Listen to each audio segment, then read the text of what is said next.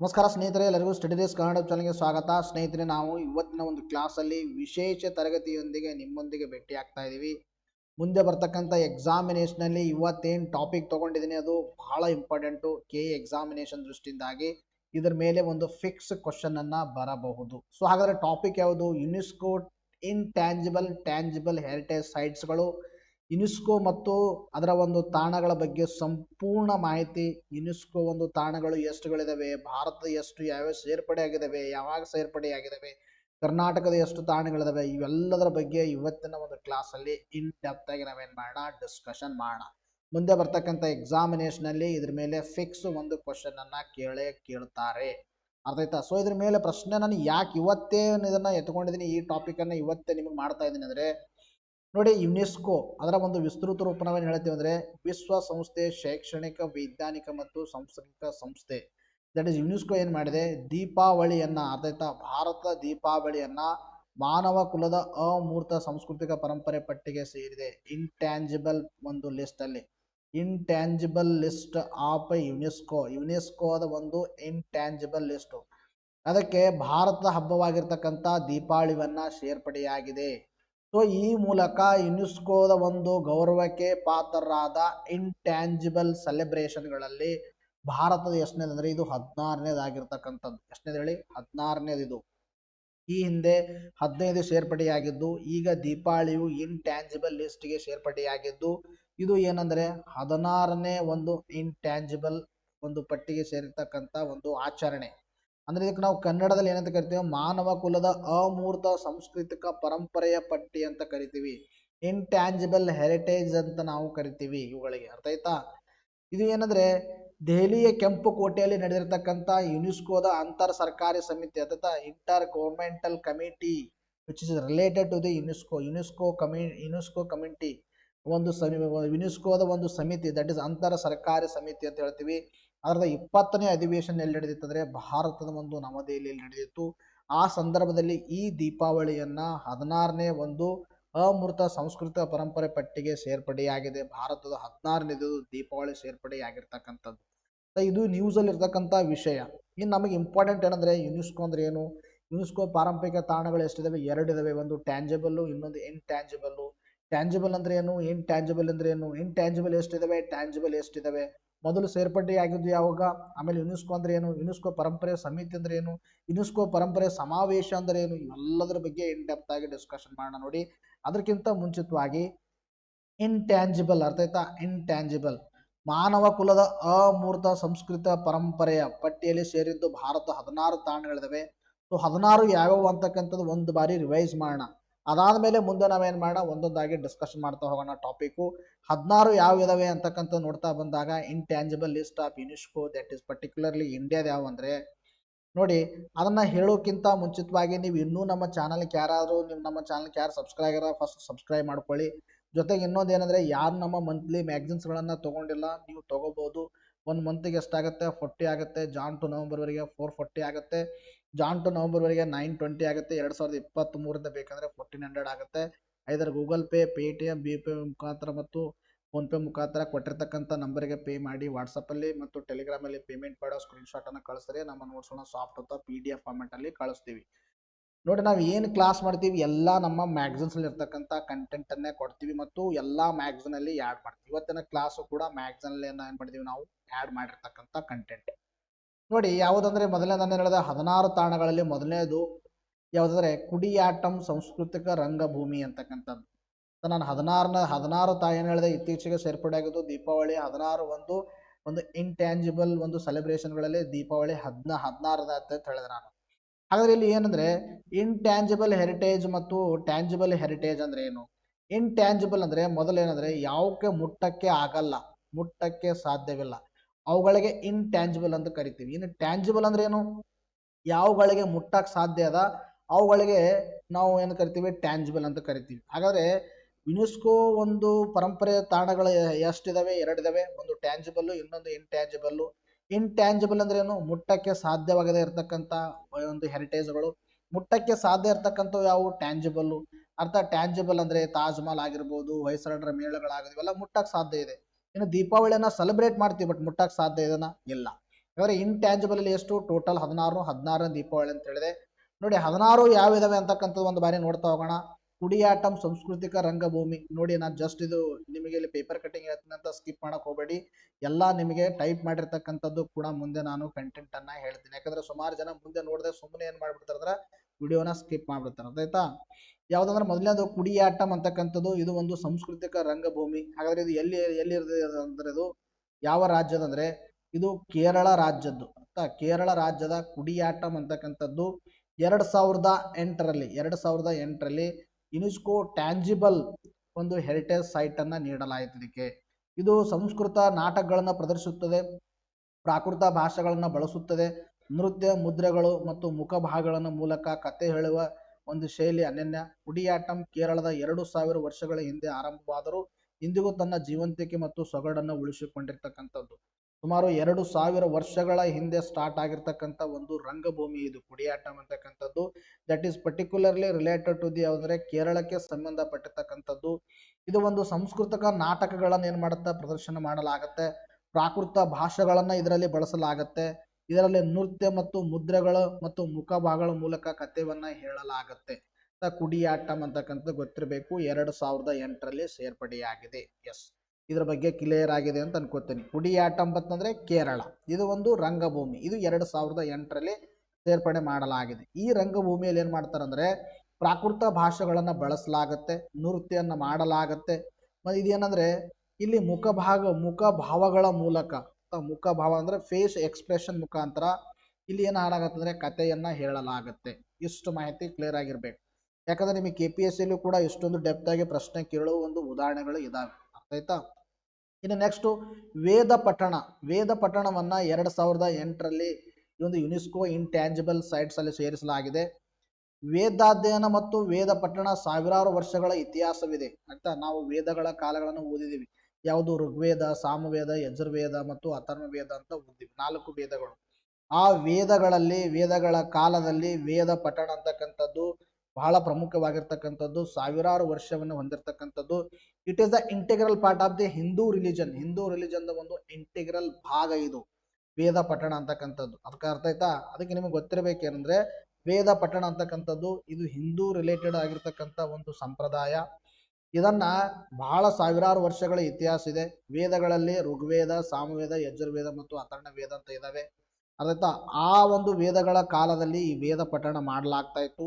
Still ಇದನ್ನ ಇಂಡಿಯಾದಲ್ಲಿ use ಮಾಡ್ತಾ ಇದ್ದಾರೆ. ಸ್ಟಿಲ್ ಹಿಂದೆ ಒಂದು ಹಿಂದೂ ಪರಂಪರೆಯಲ್ಲಿ ಇದನ್ನು ಬೆಳೆಸಿಕೊಂಡು ಬಂದಿರತಕ್ಕಂಥದ್ದು, ದೇಶದ ಜ್ಞಾನ ಮತ್ತು ಪರಂಪರೆಯನ್ನು ರಕ್ಷಿಸಿಕೊಂಡು ಬಂದಿರತಕ್ಕಂಥದ್ದು ವೇದ ಪಠಣ. ಇದು 2008ರಲ್ಲಿ ಸೇರ್ಪಡೆಯಾಗಿದೆ. ಇಷ್ಟು ಕ್ಲಿಯರ್ ಆಗಿರ್ಬೇಕು. ಇನ್ ನೆಕ್ಸ್ಟ್ ರಾಮಲೀಲಾ. ಅರ್ಥಾತ್ ಇದನ್ನ 2008ರಲ್ಲಿ ಸೇರ್ಪಡೆಯಾಗಿರ್ತಕ್ಕಂಥದ್ದು. ಉತ್ತರ ಭಾರತದಲ್ಲಿ ಪ್ರಸಿದ್ಧಲ್ಲಿರುವ ರಂಗಭೂಮಿ ಪ್ರಸಿದ್ಧ ಕಲೆ. ಇದನ್ನು ಕೂಡ ಒಂದು ರಂಗಭೂಮಿ. ಗಮನಿಸಬೇಕೇನಂದ್ರೆ ರಂಗಭೂಮಿ ಅಂತಕ್ಕಂಥ ಮೊದಲು ಗೊತ್ತಿರಬೇಕು. ಅದಕ್ಕೆ ಇದು ಒಂದು ಏನು ರಂಗಭೂಮಿ, ಅದರ ಹೆಸರೇನು ರಾಮಲೀಲಾ ಅಂತಕ್ಕಂಥದ್ದು. ಯಾವ ಲೀಲಾ? ರಾಮಲೀಲಾ ಅಂತಕ್ಕಂಥದ್ದು. ಎಷ್ಟರಲ್ಲಿ ಸೇರ್ಪಡೆ ಮಾಡಲಾಯಿತು? 2008ರಲ್ಲಿ ಸೇರ್ಪಡೆ ಮಾಡಲಾಯಿತು.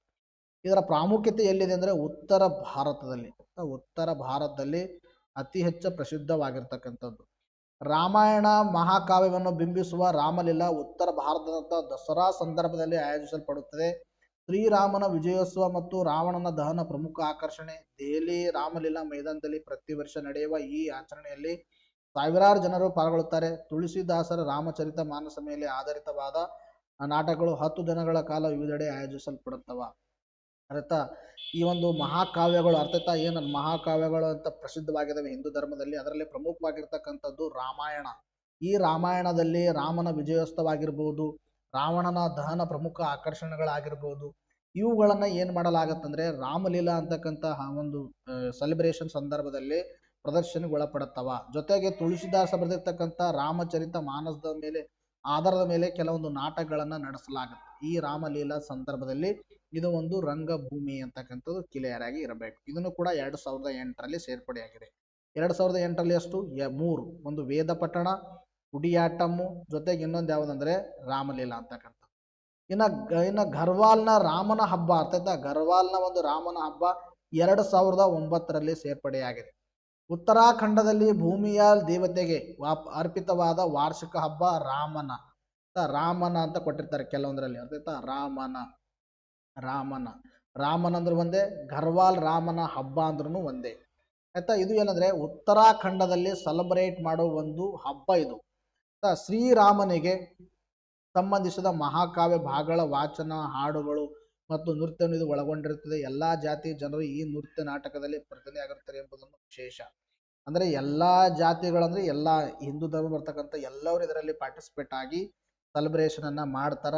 ಇದು ಉತ್ತರಾಖಂಡದಲ್ಲಿ ಭೂಮಿಯಾಲ್ ದೇವತೆಗೆ ಅರ್ಪಿತವಾಗಿರ್ತಕ್ಕಂಥ ಒಂದು ಹಬ್ಬ. ಯಾವುದು? ರಾಮನ್ ಅಂತಕ್ಕಂಥದ್ದು. ಆ ಸಂದರ್ಭದಲ್ಲಿ ಶ್ರೀರಾಮನ ರಿಲೇಟೆಡ್ ಆಗಿರ್ತಕ್ಕಂಥ ಒಂದು ವಾಚನಗಳು ಮತ್ತು ಹಾಡುಗಳು ಮತ್ತು ನೃತ್ಯಗಳನ್ನ ಇದು ಒಳಗೊಂಡಿರ್ತಕ್ಕಂಥದ್ದು. ಇದು ಒಂದು ಹಬ್ಬ ಅಂತಕ್ಕಂಥದ್ದು ಪ್ರಮುಖವಾಗಿ ಗೊತ್ತಿರಬೇಕು. ಅದಕ್ಕಿಂತ ಮುಖ್ಯವಾಗಿ ಇದು 2009ರಲ್ಲಿ ಇದಕ್ಕೆ ಸೇರ್ಪಡೆ ಮಾಡಲಾಗಿದೆ ಯುನೆಸ್ಕೋಗೆ. ಇನ್ನು ಚೌ ನೃತ್ಯ ಅಂತಕ್ಕಂಥದ್ದು, ಚೌ ನೃತ್ಯ ಇದು 2010ರಲ್ಲಿ ಯುನೆಸ್ಕೋ ಒಂದು ಇಂಟ್ಯಾಂಜಿಬಲ್ ಹೆರಿಟೇಜ್ ಒಂದು ಮಾನ್ಯತೆಯನ್ನು ಪಡೆದಿರ್ತಕ್ಕಂಥದ್ದು 2010ರಲ್ಲಿ. ಇದು ಪೂರ್ವ ಭಾರತ ಮೂಲದ ಚೌ ನೃತ್ಯವು ಮಹಾಕಾವ್ಯಗಳು ಮತ್ತು ಜನಪದ ಸೊಗಡನ್ನು ಹೊಂದಿದೆ. ಸಾಂಪ್ರದಾಯಿಕ ಹಾಡುಗಳೊಂದಿಗೆ ರಾತ್ರಿ ಸಮಯದಲ್ಲಿ ನಡೆಯುವ ಒಂದು ಚೌ ನೃತ್ಯವು ಸ್ಥಳೀಯ ಉತ್ಸವ ಮತ್ತು ಜಾತ್ರೆಗಳ ಸಂದರ್ಭದಲ್ಲಿ ಆಯೋಜಿಸಲಾಗುತ್ತದೆ. ಇದು ಅಣಕು, ಕಾದಾಟ, ಪ್ರಾಣಿ ಪಕ್ಷಿಗಳ ಚಲನವಲನ ಸೇರಿದಂತೆ ಗ್ರಾಮೀಣ ಪರಿಸರದ ಒಂದು ಸಂಸ್ಕೃತಿ ಮತ್ತು ನೃತ್ಯ ಪರಿಣಾಮಕಾರಿಗೆ ಬಿಂಬಿಸುತ್ತದೆ.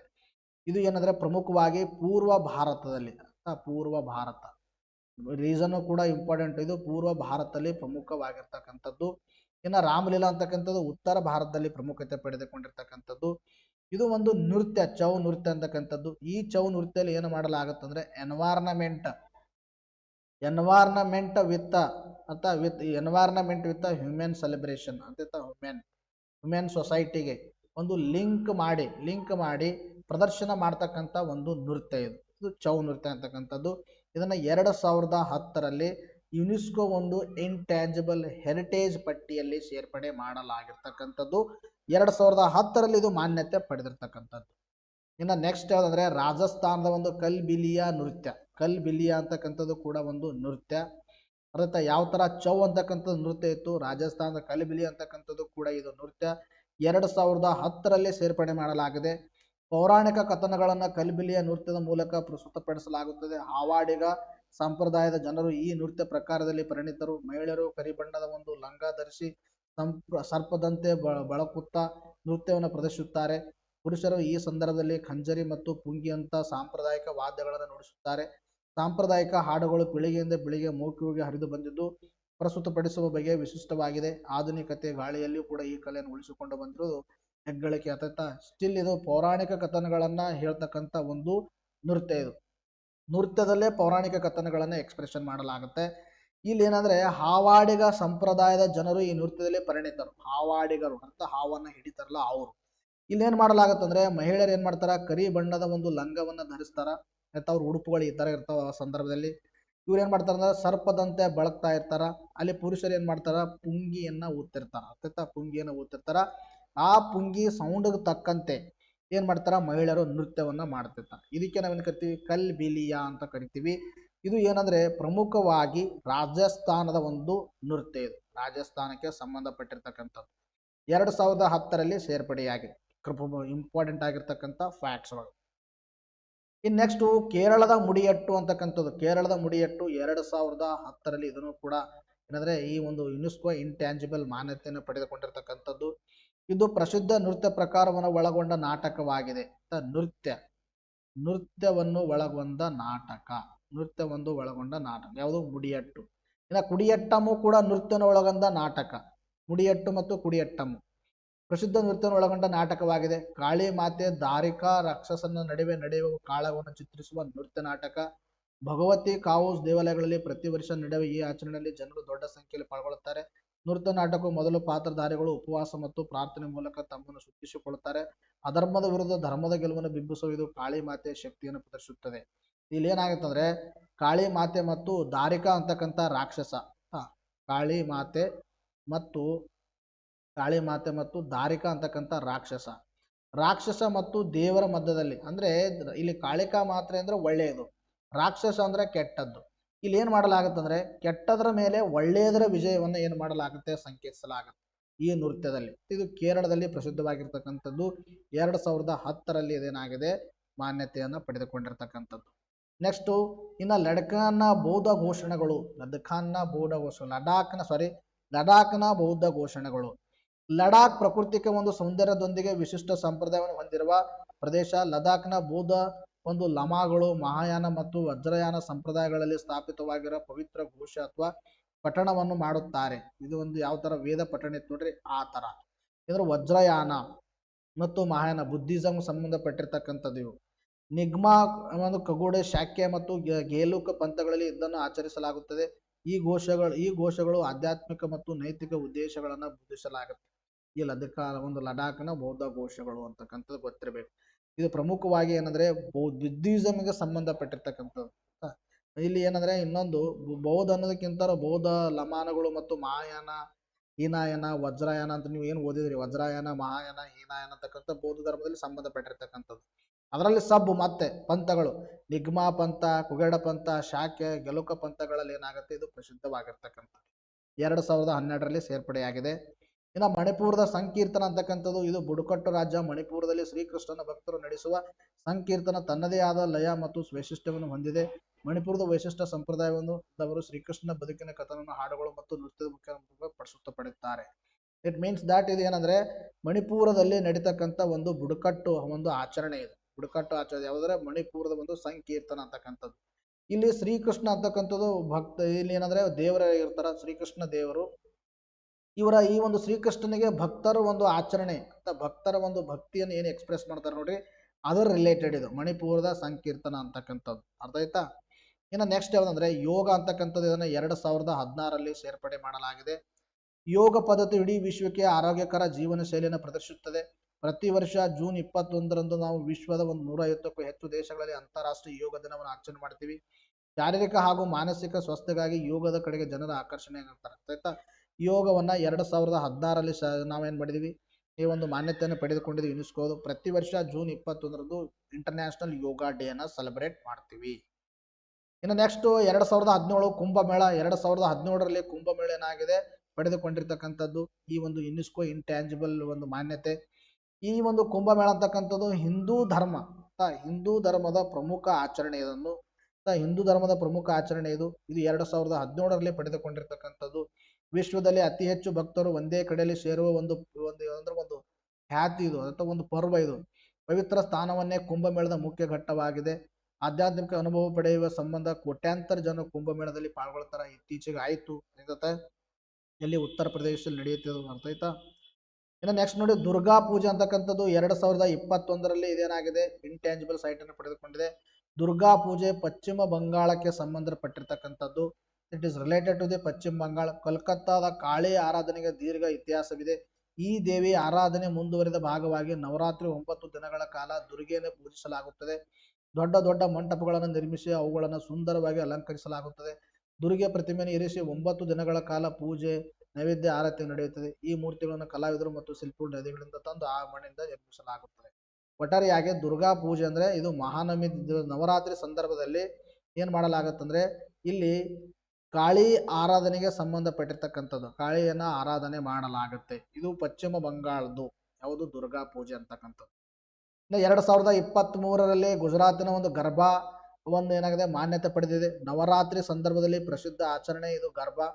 ಇಲ್ಲಂದ್ರೆ ಸ್ತ್ರೀ ತತ್ವ ಮತ್ತು ಸ್ತ್ರೀ ಶಕ್ತಿಯನ್ನು ಆರಾಧಿಸುವ ನೃತ್ಯ ಪ್ರಕಾರವಾಗಿದೆ ಇದು. ಸ್ತ್ರೀ ತತ್ವ ಮತ್ತು ಸ್ತ್ರೀ ಶಕ್ತಿಯನ್ನು ಆರಾಧಿಸುವ ನೃತ್ಯ ಪ್ರಕಾರ ಇದೊಂದು ಗರ್ಭಾ ಅಂತಕ್ಕಂಥದ್ದು. ಅರ್ಥ ಆಯ್ತಾ? ಇನ್ನು ನೆಕ್ಸ್ಟ್ ಏನಂದ್ರೆ ನವರೋಜ್ 2024ರಲ್ಲಿ ಪಡೆದುಕೊಂಡಿದೆ.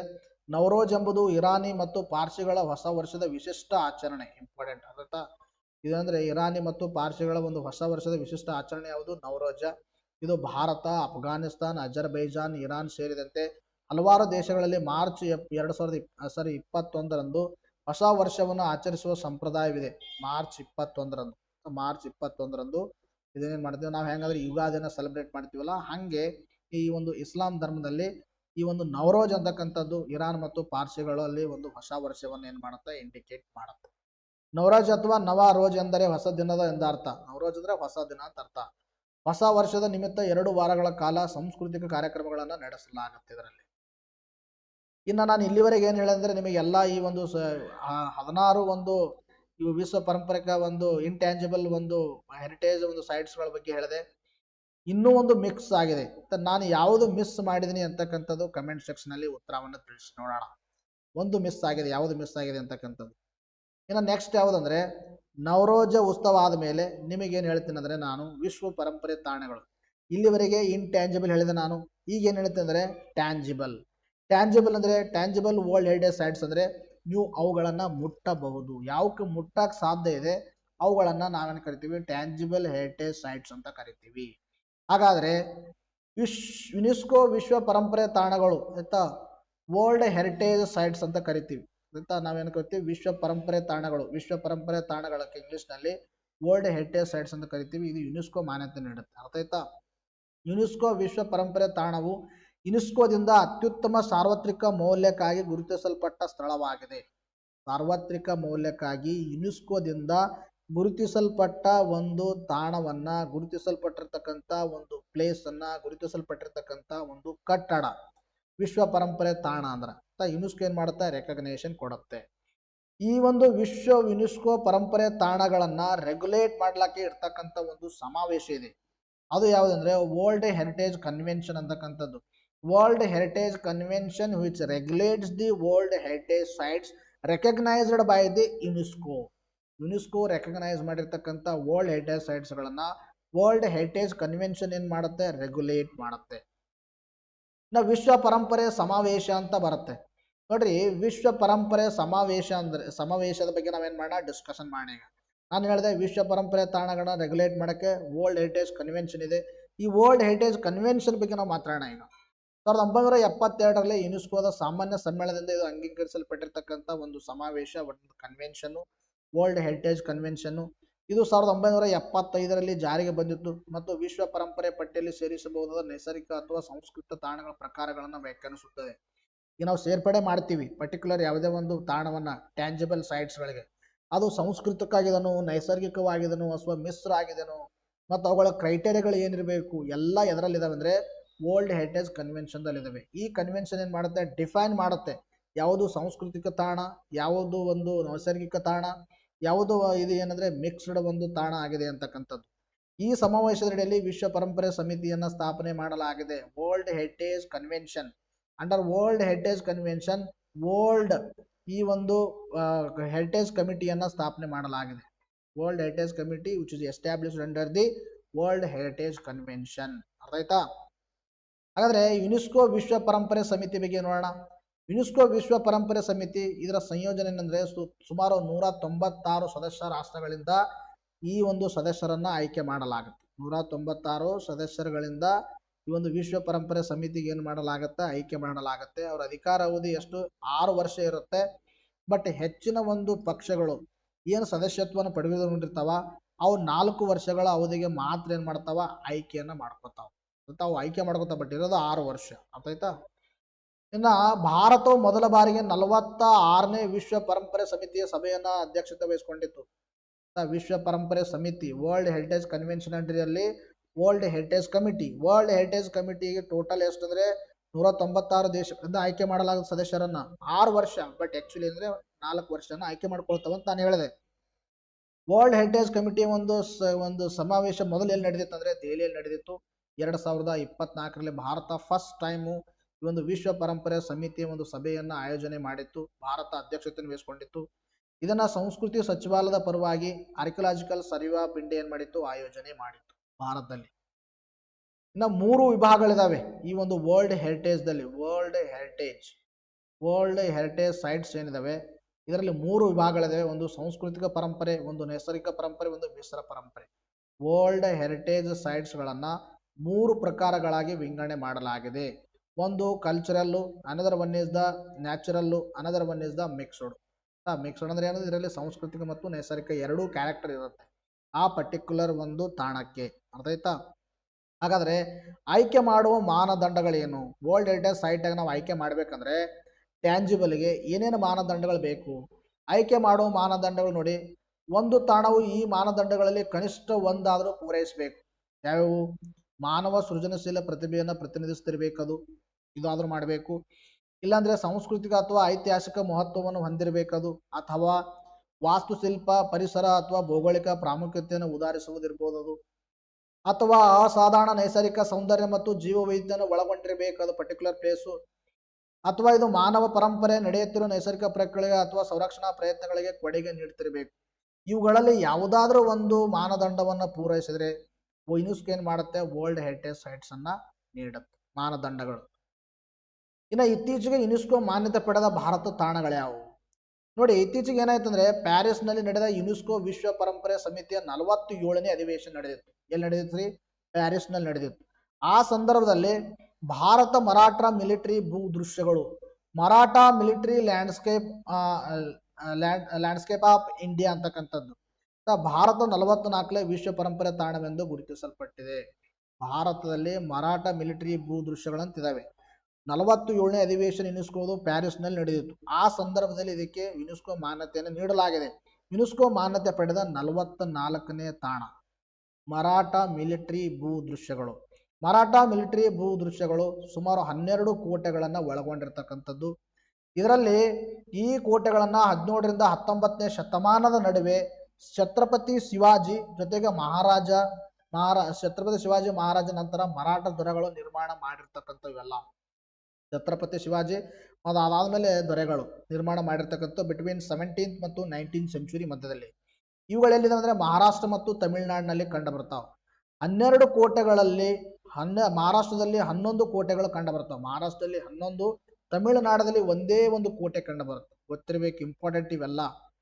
ಇನ್ನು ತದನಂತರದಲ್ಲಿ ಭಾರತವು ಪ್ರಸ್ತುತ ಜುಲೈ 2025ಕ್ಕೆ ಜುಲೈ 2025ಕ್ಕೆ 44 ವಿಶ್ವ ಪರಂಪರೆ ತಾಣಗಳನ್ನು ಹೊಂದಿದೆ. ಎಷ್ಟರಲ್ಲಿ? Total 44.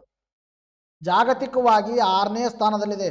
World heritage site that is particularly tangible ದಲ್ಲಿ 6ನೇ ಸ್ಥಾನದಲ್ಲಿದೆ. ಏಷ್ಯಾ ಪೆಸಿಫಿಕ್ ಪ್ರದೇಶದಲ್ಲಿ ಚೀನಾದ ನಂತರ 2ನೇ ಸ್ಥಾನ. ಏಷ್ಯಾ ಪೆಸಿಫಿಕ್ ಅನ್ನು ತೆಗೆದುಕೊಂಡ್ರೆ 2nd ರ್ಯಾಂಕು, ಎಂಟೈರ್ ವರ್ಲ್ಡ್ ಅನ್ನು ತೆಗೆದುಕೊಂಡ್ರೆ 6th ರ್ಯಾಂಕ್ ಅಲ್ಲಿದೆ. ಭಾರತದಲ್ಲಿ total world intangible world heritage sites ಇದಾವೆ 44 ಇದಾವೆ. ಭಾರತ ಪ್ರಸ್ತುತ 62 ತಾಣಗಳನ್ನು ತಾತ್ಕಾಲಿಕ ಪಟ್ಟಿಯಲ್ಲಿದ್ದಾವೆ. ಅದಾಯ್ತಾ? ಇನ್ನು ಭಾರತ ಪುರಾತತ್ವ ಸಮೀಕ್ಷೆ, ಪರಂಪರೆ ನಿರ್ವಹಣೆ ಮತ್ತು ಪ್ರಸ್ತಾವನೆಗಳ ಒಂದು ನೋಡಲ್ ಸಂಸ್ಥೆಯಾಗಿರುತ್ತೆ. ವರ್ಲ್ಡ್ ಹೆರಿಟೇಜ್ ಸೈಟ್ಸ್ಗಳನ್ನು ಯುನೆಸ್ಕೋ ಮಾನ್ಯತೆ ನೀಡಾದ ಮೇಲೆ ಭಾರತದಲ್ಲಿ ಅವುಗಳನ್ನು ಮೇಲ್ವಿಚಾರಣೆ ಮಾಡೋದು ಯಾವುದಂದ್ರೆ ಭಾರತ ಒಂದು ಪುರಾತತ್ವ ಸಮೀಕ್ಷೆ ಮಾಡುತ್ತೆ, ಆರ್ಕಿಯಾಲಜಿಕಲ್ ಸರ್ವೆ ಆಫ್ ಇಂಡಿಯಾ ಮಾಡುತ್ತೆ, ಇದನ್ನು ಮೇಲ್ವಿಚಾರಣೆ ಮಾಡುತ್ತೆ. 2021-25 ಅವಧಿಗೆ ಭಾರತ ಯುನೆಸ್ಕೋ ವಿಶ್ವ ಪರಂಪರೆ ಸಮಿತಿಯ ಸದಸ್ಯತ್ವವನ್ನು ಹೊಂದಿದೆ. 2021ರಿಂದ 25. ಇತ್ತೀಚೆಗೆ ಎಕ್ಸಿಕ್ಯೂಟಿವ್ ಕೌನ್ಸಿಲ್ಗೂ ಕೂಡ ಏನಾಗಿದೆ, ಭಾರತ ಆಯ್ಕೆಯಾಗಿರ್ತಕ್ಕಂಥದ್ದು. ಇನ್ನು ಕಳೆದ ವರ್ಷ ಭಾರತದಲ್ಲಿ ನಡೆದ 46ನೇ ಅಧಿವೇಶನ ಭಾರತದಲ್ಲಿ ನಡೆದಿತ್ತು. ಭಾರತ ಫಸ್ಟ್ ಟೈಮ್ ಇದನ್ನ ಅಧ್ಯಕ್ಷತೆ ವಹಿಸಿಕೊಂಡಿತ್ತು ಅಂತಕ್ಕಂತ ಹೇಳಿದೀನಿ. ಆ ಸಂದರ್ಭದಲ್ಲಿ ಅಸ್ಸಾಂನ ಒಂದು ಮೈಡ್ಸಮ್ 43ನೇ ತಾಣವಾಗಿ ಸೇರ್ಪಡೆ ಮಾಡಲಾಯಿತು. ಇನ್ನು ಸೌದಿ ಅರೇಬಿಯಾದ ರಿಯಾದಲ್ಲಿ ನಡೆದ 45ನೇ ಅಧಿವೇಶನದಲ್ಲಿ ಶಾಂತಿನಿಕೇತನ ಮತ್ತು ಹೊಯ್ಸಳರ ಪವಿತ್ರ ಮೇಳಗಳನ್ನ 41, 42ನೇ ಯುನೆಸ್ಕೋ ವಿಶ್ವ ಪರಂಪರೆ ತಾಣವಾಗಿ ಸೇರ್ಪಡೆ ಮಾಡಲಾಯಿತು. ಇಂಪಾರ್ಟೆಂಟ್ ಗಮನಿಸಬೇಕೇನಂದ್ರೆ ಇಲ್ಲಿ ಏನಂದ್ರೆ 45, 46, 47, 45ನೇ ಒಂದು ಸಭೆಯಲ್ಲಿ ನಡೆದಿತ್ತು, ಸೌದಿ ಅರೇಬಿಯಾದಲ್ಲಿ ನಡೆದಿತ್ತು.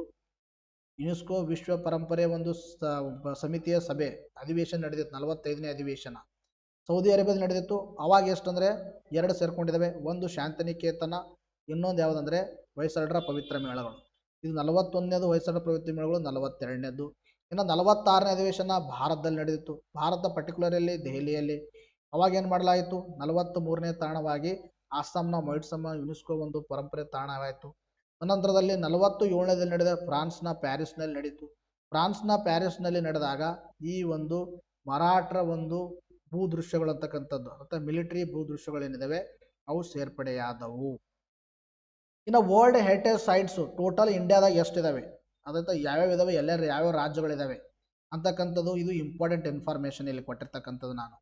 ಇದನ್ನು ನಾನು ವಿಜನ್ IAS ಇಂದ ತಗೊಂಡಿದ್ದೀನಿ. ಈ ಸ್ನಿಪೆಟ್ಟನ್ನು ಬಹಳ ಬ್ಯೂಟಿಫುಲ್ ಆಗಿ ಕೊಟ್ಟಿದ್ದಾರೆ ಅವರು.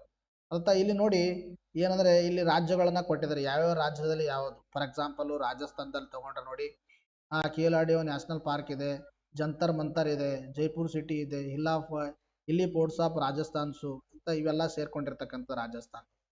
ಇನ್ನು ತದನಂತರದಲ್ಲಿ ಇಲ್ಲಿ ನೋಡಿ ಒಂದು ಬಾರಿ ನೀವೆಲ್ಲ ಸ್ಕ್ರೀನ್ಶಾಟ್ ತಗೊಳ್ಳಿದನ್ನ. ಗುಜರಾತ್ದಲ್ಲಿ ಯಾವುದೇ ಇದೆ, ಧೋಲಾವೀರ ಹರಪ್ಪನ್ ಸಿಟಿ ಸೇರ್ಕೊಂಡಿದೆ, ರಾಣಿ ಕಿ ವಾವ್ ಸೇರ್ಕೊಂಡಿರ್ತಕ್ಕಂಥದ್ದು, historical city of Ahmednagar, Champaner province of archaeological park ಸೇರ್ಕೊಂಡಿರ್ತಕ್ಕಂಥದ್ದು. ಇನ್ನು ಮಹಾರಾಷ್ಟ್ರದಲ್ಲಿ ಛತ್ರಪತಿ ಶಿವಾಜಿ ಟರ್ಮಿನಸ್ ಮಹಾರಾಷ್ಟ್ರದಲ್ಲಿ, ತದನಂತರದಲ್ಲಿ ಕರ್ನಾಟಕದಲ್ಲೂ ಕೂಡ ಮಾಹಿತಿಯನ್ನು ಕೊಟ್ಟಿದ್ದಾರೆ ನೋಡಿ. Group of monuments of Pattadakal, group of monuments of Hampi ಮತ್ತು ಹೊಯ್ಸಳರ ಒಂದು ಟೆಂಪಲ್ಸ್ಗಳು, ಕರ್ನಾಟಕದ 3 ತಾಣಗಳು ಮತ್ತು ವಿವಿಧ ರಾಜ್ಯಗಳು ಯಾವ ಇದಾವೆ ಅಂತಕ್ಕಂಥದ್ದು ಎಲ್ಲ ಕೊಟ್ಟಿದ್ದಾರೆ ಇದರಲ್ಲಿ. ಇದನ್ನು ಸ್ನಿಪೆಟ್ ತೊಗೊಳ್ಳಿ, ನಿಮಗೆ ಹೆಲ್ಪ್ ಆಗುತ್ತೆ. ಸ್ವಲ್ಪ ಇಲ್ಲಿ ತಿದ್ದುಪಡಿ ಮಾಡ್ಕೋಬೇಕು ನೀವು. ಇಲ್ಲಿ ಏನು ತಿದ್ದುಪಡಿ ಮಾಡ್ಕೋಬೇಕಂದ್ರೆ ನೋಡಿ, ಏನು ತಿದ್ದುಪಡಿ ಅಂದರೆ ಕಲ್ಚರಲ್ಲು ಒಂದು ಸೈಟ್ಸ್ಗಳು ಟೋಟಲು ಕಲ್ಚರಲ್ ಸೈಟ್ಸ್ಗಳು 36, ಕಲ್ಚರಲ್ ಸೈಟ್ಸ್ಗಳು 36, ನ್ಯಾಚುರಲ್ ಅರ್ಥ ಆಯ್ತಾ, ನ್ಯಾಚುರಲ್ ಸೈಟ್ಸ್ಗಳು ಎಷ್ಟಿದಾವೆ ಅಂದರೆ 7. ಇನ್ನು ತದನಂತರದಲ್ಲಿ ಮಿಕ್ಸ್ಡ್ ಎಷ್ಟಿದೆ ಅಂದರೆ ಮಿಕ್ಸ್ಡ್ 1. ಎಷ್ಟಾಯಿತು? 36 ಪ್ಲಸ್ 7 ಇದು ಎಷ್ಟಾಯ್ತು ಅಂದರೆ 43. 43 ಪ್ಲಸ್ 1 44. ಇಲ್ಲಿ ಅವ್ರೇನು ಕೊಟ್ಟಿದ್ದಾರೆ ಅಂದರೆ 35 ಅಂತ ಕೊಟ್ಟಿದ್ದಾರೆ. ಅರ್ಥ ಆಯ್ತಾ? ಇದು ಒಂದು ಮಾತ್ರ ನೀವೇನು ಮಾಡ್ಕೋಬೇಕು, ತಿದ್ದುಪಡಿಯನ್ನು ಮಾಡ್ಕೋಬೇಕು. ಮತ್ತು ಉಳಿದಿರ್ತಕ್ಕಂಥ ಎಲ್ಲ ಇನ್ಫಾರ್ಮೇಷನ್ ಬ್ಯೂಟಿಫುಲ್ ಆಗಿದೆ. ಇದನ್ನೊಂದು ಬಾರಿ ನೀವೆಲ್ಲರೂ ಏನು ಮಾಡಿದ್ರೆ ಸ್ಕ್ರೀನ್ಶಾಟ್ ತೊಗೊಂಡು ನೀಟಾಗಿ ನೋಡಿ. ವಿತ್ ಮ್ಯಾಪ್ ಇದೆ. ಅರ್ಥ ಆಯ್ತಾ? ಭಾಳ ಇಂಪಾರ್ಟೆಂಟ್ ಆಗಿರ್ತಕ್ಕಂಥ ಇನ್ಫಾರ್ಮೇಷನ್. ಇನ್ನು ಭಾರತವು ಹೇಳಿದ್ರೆ ನಿಮಗೆ 2020-21 ಯುನೆಸ್ಕೋ ಕಾರ್ಯಕಾರಿ ಮಂಡಳಿಗೆ ಆಯ್ಕೆ ಆಗಿದೆ. ಯುನೆಸ್ಕೋ ಬಗ್ಗೆ ಮಾತಾಡ್ತಾ ಬಂದಾಗ United Nation Educational, Scientific and Cultural Organisation ಅಂತ ಹೇಳ್ತೀವಿ. ವಿಶ್ವಸಂಸ್ಥೆ ಒಂದು ವಿಶೇಷ ಸಂಸ್ಥೆಯಾಗಿದೆ ಯುನೆಸ್ಕೋ ಅಂತಕ್ಕಂಥದ್ದು. ಈ 3 ಯುನೆಸ್ಕೋ ಸದಸ್ಯ ರಾಷ್ಟ್ರಗಳು UN ಸದಸ್ಯರಲ್ಲ. ಯುನೆಸ್ಕೋ ಸದಸ್ಯತ್ವವನ್ನು ಹೊಂದಿದವೆ, ಬಟ್ ವಿಶ್ವಸಂಸ್ಥೆ ಸದಸ್ಯರಲ್ಲ. ಯಾವ ಅಂದರೆ ಕೊಕೊ ದ್ವೀಪಗಳು, ನಿಯೋ ಮತ್ತು ಪ್ಯಾಲೆಸ್ಟೈನ್ ಇಂಪಾರ್ಟೆಂಟ್ ಇದು. ಇನ್ನು ತದನಂತರದಲ್ಲಿ 2 UN ಸದಸ್ಯ ರಾಷ್ಟ್ರಗಳು ಇಸ್ರೇಲ್ ಮತ್ತು ಪ್ಯಾಲೆಸ್ಟೈನ್ ಯುನೆಸ್ಕೋ ಸದಸ್ಯತ್ವವನ್ನು ಪಡೆದಿಲ್ಲ. ಅಂದರೆ ಇದರ ಅರ್ಥ ಏನಂದರೆ UN ಸದಸ್ಯರಿದ್ದಾರೆ, UN ಒಂದು ಸದಸ್ಯರು, ವಿಶ್ವಸಂಸ್ಥೆ ಸದಸ್ಯರಾಗಿದ್ದಾರೆ, ಬಟ್ ಯುನೆಸ್ಕೋದ ಸದಸ್ಯತ್ವವನ್ನು ಪಡೆದುಕೊಂಡಿಲ್ಲ. ಯಾವ ಅಂದರೆ ಇಸ್ರೇಲ್ ಮತ್ತು ಲಿಚೆನ್ಸ್ಟೈನ್ ಅಂತಕ್ಕಂಥವು ಇಂಪಾರ್ಟೆಂಟ್ ಆಗಿರ್ತಕ್ಕಂಥದ್ದು. ಇನ್ನು ಯುನೆಸ್ಕೋದ ಇತಿಹಾಸ ನೋಡ್ತಾ ಬಂದಾಗ 1942ರಲ್ಲಿ 2ನೇ ಮಹಾಯುದ್ಧ ಸಮಯದಲ್ಲಿ ಜರ್ಮನಿ ಮತ್ತು ಅದರ ಮಿತ್ರ ರಾಷ್ಟ್ರಗಳು ಒಂದು ಕಡೆ ಇದ್ದು, ಯುರೋಪಿಯನ್ ರಾಷ್ಟ್ರಗಳು ಒಂದು ಕಡೆ ಇದ್ದು, ಆ ಸಂದರ್ಭದಲ್ಲಿ ಈ ಒಂದು ಯುರೋಪಿಯನ್ ರಾಷ್ಟ್ರಗಳು ಏನು ಮಾಡಿದ್ರೆ, ಯುರೋಪಿಯನ್ ರಾಷ್ಟ್ರಗಳ ಒಂದು ಸದಸ್ಯರು ಏನು ಮಾಡಿದ್ರೆ ಅಂದರೆ ಯುರೋಪಿಯನ್ ರಾಷ್ಟ್ರದ ಸದಸ್ಯರುಗಳು, UK ಯುರೋಪಿಯನ್ ರಾಷ್ಟ್ರದ ಸದಸ್ಯರುಗಳು ಏನು ಮಾಡಿದ್ರೆ ಅವುಗಳ ಒಂದು ಎಜುಕೇಷನ್ ಮಿನಿಸ್ಟರ್ಗಳು ಏನು ಮಾಡಿದ್ರು, ಒಂದು ಸಭೆಯನ್ನು ಕರೆದ್ರು. ಎಲ್ಲಿ? ಯುನೈಟೆಡ್ ಕಿಂಗ್ಡಮ್ನಲ್ಲಿ ಎಜುಕೇಷನ್ ಮಿನಿಸ್ಟರ್ಗಳು. ಆ ಸಭೆಯಲ್ಲಿ ಏನು ಕರಿತೀವಿ? Conference of allied minister of education ಕರಿತೀವಿ, ಕ್ಯಾಂಪೆ ಅಂತ ಕರಿತೀವಿ. ಈ ಒಂದು ಕ್ಯಾಂಪೆ ಒಂದು ಶಿಫಾರಸಿನ ಮೇರೆಗೆ ಆಯಿತಾ, ಕ್ಯಾಂಪೇನ ಒಂದು ಪ್ರಸ್ತಾವನೆ ಮೇರೆಗೆ ಯುನೆಸ್ಕೋ ಅಂತಕ್ಕಂಥದ್ದು 1945ರಲ್ಲಿ ಏನಾಯಿತು, ಸ್ಥಾಪನೆಯನ್ನು ಮಾಡಲಾಗಿದೆ. ಕ್ಯಾಂಪೆ ಒಂದು ಪ್ರಸ್ತಾವನೆ ಮೇರೆಗೆ. ಇನ್ನು ಇದರ ಫಸ್ಟ್ ಸಮ್ಮೇಳನ ಎಲ್ಲಿ ನಡೀತಂದರೆ 16 ನವೆಂಬರ್ 1945ರಂದು ಯುನೆಸ್ಕೋ ಏನಾಯಿತು, ಸ್ಥಾಪನೆ ಆಯಿತು. ಅಧಿಕೃತವಾಗಿ ಸ್ಥಾಪನೆ ಆಗೋ ಡೇಟ್ ಕೇಳಿದ್ರೆ ನವೆಂಬರ್ 16, 1945. ಸಾರಿ, ಇದರ ಮೊದಲ ಸಭೆ ನಡೆದಿದ್ದು 1946 ನವೆಂಬರ್ ಮತ್ತು ಡಿಸೆಂಬರ್. ಅದಕ್ಕೆ ಇಂಪಾರ್ಟೆಂಟ್ ಆಗಿರ್ತಕ್ಕಂಥದ್ದು conference of allied minister of education. ಇದರ ಒಂದು ಶಿಫಾರಸಿನ ಮೇರೆಗೆ ಯುನೆಸ್ಕೋ 16 ನವೆಂಬರ್ 1945ರಲ್ಲಿ ಸ್ಥಾಪನೆ ಆಯಿತು. ಇದರ ಮೊದಲ ಅಧಿವೇಶನ 1946 ನವೆಂಬರ್ ಡಿಸೆಂಬರ್ ಸಂದರ್ಭದಲ್ಲಿ ನಡೀತು. ಪ್ರಸ್ತುತವಾಗಿ ನಡೆದಿರ್ತಕ್ಕಂಥದ್ದು ಈ ಹಿಂದೆ 47ನೇದು ಎಲ್ಲಿ ನಡೀತು? ಫ್ರಾನ್ಸ್ನ ಪ್ಯಾರಿಸ್ನಲ್ಲಿ ನಡೆದಿತ್ತು. ಇಷ್ಟು ಮಾಹಿತಿ ತಮ್ಮ ತಲೆಯಲ್ಲಿ ಕ್ಲಿಯರ್ ಆಗಿರಬೇಕು. ಯುನೆಸ್ಕೋ ಬಗ್ಗೆ ಹೇಳಿದೆ, ಯುನೆಸ್ಕೋ ಕನ್ವೆನ್ಷನ್ ಬಗ್ಗೆ ಹೇಳಿದೆ, ವರ್ಲ್ಡ್ ಹೆರಿಟೇಜ್ ಕನ್ವೆನ್ಷನ್ ಬಗ್ಗೆ ಹೇಳಿದೆ, ವರ್ಲ್ಡ್ ಹೆರಿಟೇಜ್ ಕಮಿಟಿ ಬಗ್ಗೆ ಹೇಳಿದೆ, ತದನಂತರದಲ್ಲಿ ಟ್ಯಾಂಜಿಬಲ್ ಸೈಟ್ಸ್ಗಳ ಬಗ್ಗೆ ಹೇಳಿದೆ, ಇಂಟ್ಯಾಂಜಿಬಲ್ ಸೈಟ್ಸ್ಗಳ ಬಗ್ಗೆ ಹೇಳಿದೆ. ಅರ್ಥ? ಇನ್ನು ತದನಂತರದಲ್ಲಿ ರೀಸೆಂಟ್ ಯಾವ ಸೇರಿಸಿದ್ದಾರೆ ಅಂತಕ್ಕಂಥದ್ದು ಕೂಡ ಮಾಹಿತಿಯನ್ನು ಹೇಳಿದ್ದೀನಿ. ಮುಂದೆ ಬರ್ತಕ್ಕಂಥ ಎಕ್ಸಾಮಿನೇಷನ್ಗೆ ಇದು ಇಂಪಾರ್ಟೆಂಟು. ನೋಡಿ ಫ್ರೆಂಡ್ಸ್, ಈಗ ವಿಡಿಯೋನ ಮುಗಿಸೋಣ. ಆದಷ್ಟು ನಿಮ್ಮ ಫ್ರೆಂಡ್ಸ್ಗೆ ಈ ವಿಡಿಯೋಸ್ಗಳನ್ನು ಶೇರ್ ಮಾಡಿ, ಅವರಿಗೂ ಕೂಡ ಹೆಲ್ಪ್ ಆಗಲಿ ಅಂತ ಹೇಳುತ್ತಾ ಇವತ್ತಿನ ಕ್ಲಾಸನ್ನು ಮುಗಿಸೋಣ. ಮತ್ತೆ ಮುಂದಿನ ಕ್ಲಾಸಲ್ಲಿ ಭೇಟಿಯಾಗೋಣ. Thank you friends, take care, bye.